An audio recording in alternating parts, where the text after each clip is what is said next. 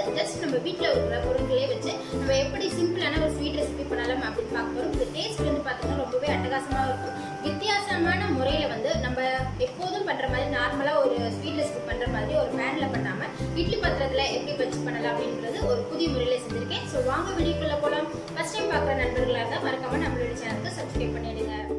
ஒரு பவுலில் 200 கிராம் அளவுக்கு கோதுமை மாவு நான் எடுத்துக்க போகிறேன். உங்களுக்கு வந்து மெஷரிங் கப்ஸ் இல்லை அப்படின்னா நம்ம எப்போதும் வந்து ஜாம் டப்பா இருக்கும் இல்லைங்களா, அது வந்து 100 கிராம் தான். அந்த அளவு வந்து கரெக்டாக இருக்கும்.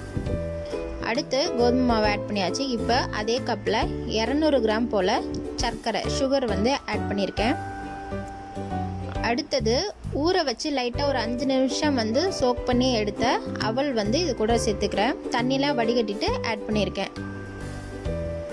அடுத்தது 1.5 ஸ்பூன் அளவுக்கு கார்ன்ஃப்ளவர் ஆட் பண்ணியிருக்கேன். அடுத்தது 1 ஸ்பூன் வந்து மைதா.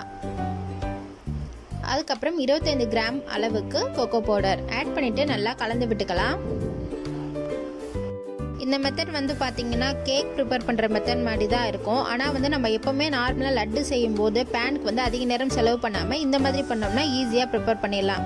அடுத்து நான் ஒரு 1/2 கப் அளவுக்கு கர்டு தயிர் வந்து ஆட் பண்ணியிருக்கேன். அடுத்தது 1/2 கப் போல் பால், அதுக்கப்புறமா 1/2 கப் ஆயில் ஆட் பண்ணிவிட்டு ஃப்ளேவர் வந்து கொடுக்கணும் அப்படின்றதுக்காக 1 ஸ்பூன் வெனிலா எசன்ஸ் வந்து ஆட் பண்ணியிருக்கேன். உங்களுக்கு வேணும்னா ஆட் பண்ணிக்கோங்க, இல்லைன்னா ஸ்கிப் பண்ணிக்கோங்க. ஃப்ளேவர் அதை ஆட் பண்ணோம் அப்படின்னா கொஞ்சம் வாசனையாக இருக்கும், அதுக்காக ஆட் பண்ணியிருக்கேன். நீங்கள் வேணும்னா ஏலக்காயை வந்து தட்டி இது கூட சேர்த்துக்கலாம்.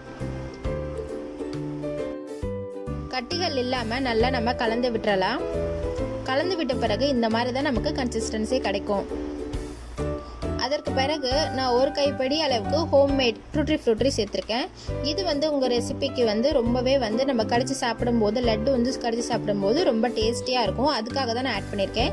அடுத்து ஒரு இட்லி பாத்திரத்தில் கீழே ஒரு ஸ்டாண்டு வச்சுட்டு ஒரு 10 நிமிஷம் போல் ப்ரீஹீட் பண்ணிவிட்டு நம்ம செஞ்சு வச்சுருக்க பேட்டரை ஒரு அகலமான பாத்திரத்தில் இந்த மாதிரி வச்சுட்டு ஒரு 35 நிமிஷத்துலேருந்து 40 நிமிஷம் போல் நம்ம வந்து வேக வச்சு எடுத்துக்கலாம்.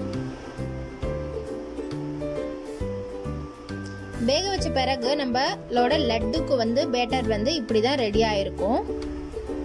இது வந்து பார்த்தீங்கன்னா பேக்கரி ஷாப்லலாம் வந்து நம்ம ஒரு பப்ஸ் சாப்பிடுவோம் இல்லைங்களா, அதுக்கு வந்து மிடில் வந்து ஸ்டஃபிங் இந்த மாதிரி பண்ணியிருப்பாங்க, அது மாதிரியே இருக்கும். அவ்வளோதான், நம்மளுடைய பேஸ் வந்து ரெடி ஆயிடுச்சு. இதை வந்து நம்ம இப்போ எல்லாத்தையும் கலந்து விட்டுக்கலாம். இந்த மாதிரி கலந்து விடும்போது தான் வந்து நம்ம லட்டுவும் வந்து ப்ரிப்பேர் பண்ணுறதுக்கு சரியான பதமாக இருக்கும். அவ்வளோதான், இது ஒரு பவுலுக்கு வந்து நான் ட்ரான்ஸ்ஃபர் பண்ணிவிட்டு நம்ம சப்பாத்தி மாவு எப்போதும் பிணைவோம் இல்லைங்களா, அந்த மாதிரி பண்ணிக்கணும். அப்போ தான் வந்து கரெக்டான நம்மளுக்கு ரவுண்ட் பால் ஷேப்புக்கு வந்து கரெக்டாக வரும். நம்ம எதுக்காக இந்த வே ஆஃப் மெத்தடில் வந்து யூஸ் பண்ணுறோம் அப்படின்னா வந்து லட்டு ப்ரிப்பேர் பண்ணும்போது சுகர் சிரப் அளவுக்கு வந்து கரெக்டாக இருந்துச்சு அப்படின்னா தான் வந்து லட்டு வந்து நமக்கு கரெக்டான கன்சிஸ்டன்சியில் வரும். அந்த இதிலேருந்து நம்ம பயப்படாமல் இருக்கணும் அப்படின்னா வந்து இந்த வே ஆஃப் மெத்தட் வந்து கரெக்டாக இருக்கும். இப்போ வந்து கைகளில் வந்து நெய் வந்து லைட்டாக அப்ளை பண்ணிக்கோங்க. அப்ளை பண்ணிவிட்டு சின்ன சின்ன பால்ஸாக உருட்டி எடுத்துடலாம். கோதுமை மாவில் செய்த எந்த ரெசிபியாக இருந்தாலும் குழந்தைங்க வந்து சாப்பிட மாட்டாங்க. இந்த மாதிரி அவங்களுக்கு விருப்பமான முறையில் நம்ம செஞ்சு கொடுத்தோம் அப்படின்னா வந்து அவங்க உடம்புக்கும் ஹெல்தி. நம்ம ஏன்னா வந்து இதை வந்து நம்ம வேக வச்சு தான் எடுத்திருக்கோம். ஸோ அதனால் உடம்புக்கும் ஹெல்தி, ரொம்ப ஆரோக்கியமான ஒரு ரெசிபியும் கூட. உங்களுக்கு வேணும்னா வந்து கொக்கோ பவுடர் ஆட் பண்ணிக்கலாம், அது கூட. இல்லாட்டி உங்களுக்கு வேணாம் அப்படின்னு நினச்சிங்கன்னா ஸ்கிப் பண்ணிக்கலாம்.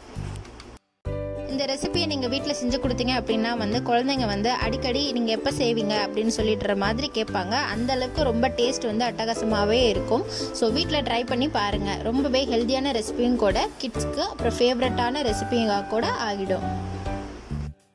டெக்கரேஷனுக்காக நான் லைட்டாக முந்திரி பருப்பு வந்து நான் சின்ன சின்னதாக கட் பண்ணிவிட்டு பீசஸாக கட் பண்ணிவிட்டு நான் ஆட் பண்ணியிருக்கேன். வேணும்னா வந்து ஆட் பண்ணிக்கோங்க. எதுவுமே வந்து பார்க்குறதுக்கு அழகாக இருந்தால் தான் வந்து குட்டீஸ் வந்து ரொம்பவே விருப்பப்பட்டு சாப்பிடுவாங்க.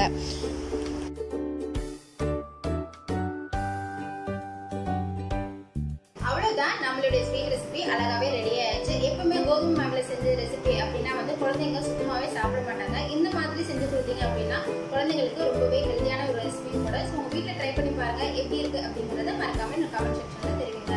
தொடர்ந்து இணைந்திருக்கும். இது உங்களுக்கு தெரிஞ்சு செயல்படுற channel. Signing off Anbarasi. Bye friends.